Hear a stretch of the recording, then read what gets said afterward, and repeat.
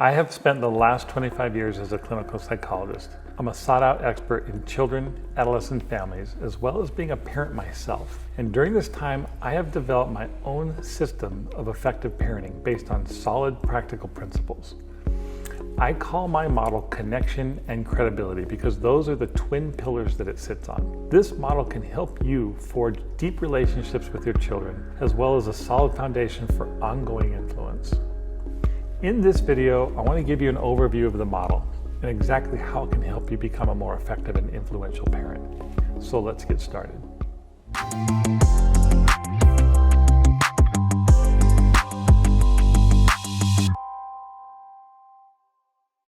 Let me describe my parenting model by telling you two real stories in my life. When I was in graduate school, I worked in the psychiatric unit of a local hospital. I also spent many hours working in the emergency room, dealing with a variety of psychiatric emergencies and traumas. One night I got called into the emergency room and it was about 2 o'clock in the morning. An infant boy had drowned, and my job was to talk with the family in the waiting room while the physicians were trying to save this little boy. As I entered the hospital and I began walking down the hallway to the waiting room where this family was, I walked past the room where the physicians were working on this little baby, and that is a sight that you just don't ever want to see. There were all these medical people, personnel that were working around his tiny little body, and I'll just never forget that. And then at the end of the hallway was a small little waiting room, and I had no idea what I was walking into. All I knew was that a family in that room was in distress, and they would be looking to me for any kind of hope. How could I possibly provide them any hope? I was barely a graduate student and I had no idea what I was doing. I didn't even know what I was going to say.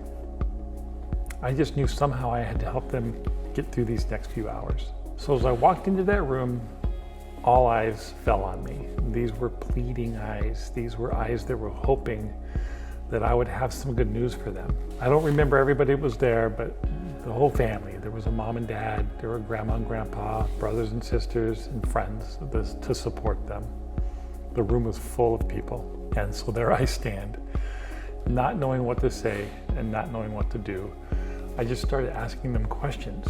And I asked them to tell me about this little boy, what he was like, what their favorite memories were about him, what they loved about him, what he did that made them smile. And we ended up spending a long time that night, probably 5 hours total in the room. We didn't leave until it was morning. The whole time we were together, everybody was so engaged in telling me all these stories about this little boy, and there was lots of laughter and there was a lot of tears that were being shed, including my own tears. But during this time that we were together, I had this underlying sense of failure and sadness. I felt so bad that this poor family got stuck with me because I was nobody. I was this lowly graduate student, and here I am in this huge moment in their life, and they were stuck with me to help them, and I didn't know what to do. I felt genuinely sorry for them. I was doing the best I could, but I sort of knew that it wasn't enough for them, for what they needed. But when we left the room, we still had no answers. We didn't know what was going to happen to this little baby who did end up passing away. But I'll never forget what happened to me as everybody's leaving the room. I'm standing at the door and I'm trying to say goodbye to each person and give them a reassuring word or a smile or something, right? And one by one, each person looked me in the eyes and thanked me, genuinely thanked me for what I had done. And then the last person out of the room was this grandma. And this is just this little lady, and I'm this big guy, and she kind of reaches up and she puts her hands in my arms and she said, "You were an angel to us." And then she hugged me and then she walked out of the room. And I'm just like, I can't believe what I just heard, because I'm feeling so bad, and she called me an angel. Did I hear that right? I was truly dumbfounded. And because here I am, this unsophisticated graduate student, not a real psychologist, how could I possibly be an angel to them? Now, let me contrast this story with another experience that occurred not long after I became a psychologist. Now, many years ago, I was shopping one night. I was at a local Super Target store. Big gigantic store, has everything you could ever need. I kind of walk in there, I'm minding my own business, and suddenly I hear this father shouting, "Stop, you better get back here right now." And it was so loud that I sort of couldn't help being a little bit nosy and sort of wandering over to see what was going on. And that's when I saw this dad, his father, and he was standing in the middle of this aisle, this very long aisle that goes all the way back to the store, and he's yelling at his son. His son looks like he's 7 or 8 years old. big kid for his age. But anyways, he's yelling at his son, telling him to stop, and the boy is heading in the opposite direction, and he is just picking up speed. This dad is calling after him. He's threatening him. This is where it got kind of funny for me. He says, "Don't make me count. Don't make me count." And this boy was disregarding everything his dad was saying. So dad literally started counting. Now, I have to tell you, I grew up with a mother who counted. When my mom counted, if she got the 1, that's when you started listening. If she got the 2, you needed to reconsider what you were doing. And if she got the 3, it was time to get out of the room. She chased us many times. Well, I think what this guy meant when he counted and what my mom meant when she counted were totally different things. I am not kidding. By the time this kid made it to the end of the aisle, dad was at 17. He had counted all the way to 17. I'm just standing there fascinated by this, like somebody actually counted to 17. And that's when the boy sort of went around the corner and disappeared from view. Now, that's a lot of counting. And again, I don't think he and my mom meant the same thing when they threatened to count. I don't think this boy, I'm positive, he had no fear of his dad counting. He completely disregarded his dad, right? I am certain that he didn't believe a thing his dad said. In essence, this dad had no credibility. Now, before we move on to me explaining to you why I'm telling you these stories, I want to thank you for watching this video. Do you struggle in communicating with your child or disciplining them effectively? You know, none of us are given a manual when our kids are born that gives us all the rules and things that we can do to raise kids. We learn by trial and error. That's what this channel is all about. It's about using my system of correcting and connecting to build a strong, influential relationship with your children. If that's the kind of thing you want to know more about, then like my video and subscribe to this channel and then share it with all of your friends.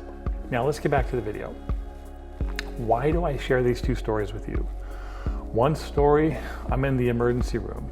That's a story about connection. Through the course of that evening, somehow, in my ignorance, I was able to develop a really strong, powerful connection with this family who was going through a crisis. At the time, it completely shocked me, but in retrospect, and I've thought about this so many times over the years, I believe this connection happened because I spent time with them, grieving with them and listening to them and being empathetic with them. Now, the other story is about credibility.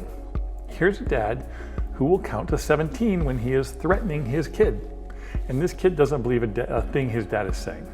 This poor father has 0 credibility and he has no respect from his child.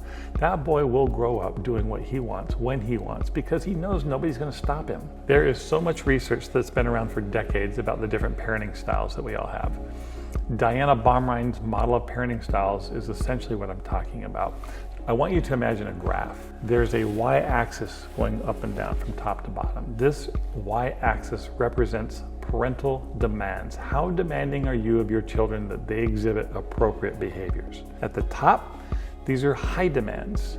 At the bottom, these are low demands. So think of it like being strict and having expectations. Up here, we have really strict parents. Down here, we have parents with very low expectations. Now, from left to right, we have the x-axis. This is called warmth, parental warmth. On the left is low parental warmth. On the right is high parental warmth. So this is the quality of your relationship, the quality of your bond with your child, how attentive you are to your child's needs. High demands and high parental warmth, that's the ideal. We want to fall in this quadrant over here. We call this the authoritative parenting style. We know from research, these kids have the best outcomes. We often have I see a lot of low demanding parents. These are parents that don't require appropriate behaviors. They're lenient. They're very high in warmth. So they're permissive and they're warm, but they don't have any demands. That's called the permissive parenting style. This is kind of where we get our entitled, self-centered, narcissistic kids. Some parents are highly demanding, but have no warmth, right? There's a sort of a lack of emotional attachment. These are the authoritarian parents. They're the drill sergeants. It's sort of my way or the highway. Lastly, we do have some parents that are kind of low on both, low warmth and low demands. This is called neglect. My parenting model is loosely based on this model. What we want is a high degree of parental warmth, which I call connection. And at the same time, We must have appropriate expectations, structure, and boundaries, because without that, we're like the dad at Target and we have no credibility. So this model of connection and credibility, I believe, is a model of happiness. I want to teach you how to develop a strong emotional bond and connection with your kids, and at the same time, learn and know how to be highly credible, how to implement boundaries and structure that will actually increase your connection with your children. I have spent the last 25 years as a psychologist, the last 29 years as a dad. I have been working on this model for years, and I have finally turned it into a video course that will help you become a fully connected and fully credible parent. My motivation for this, like I said, I really believe this is a model of happiness. Implementing these principles will bring you lasting joy and lasting fulfillment in ways that you just cannot get anywhere else. Do you sometimes struggle to discipline your child effectively? Do they misbehave? Do they act out and just leave you scratching your head wondering what to do or how you can even reach them? I've spent the last 25 years as a psychologist working primarily with children, adolescents, young adults, and families. I have seen how these principles that I teach, I have seen how they have benefited my family and so many others. I want you and your family to have this too.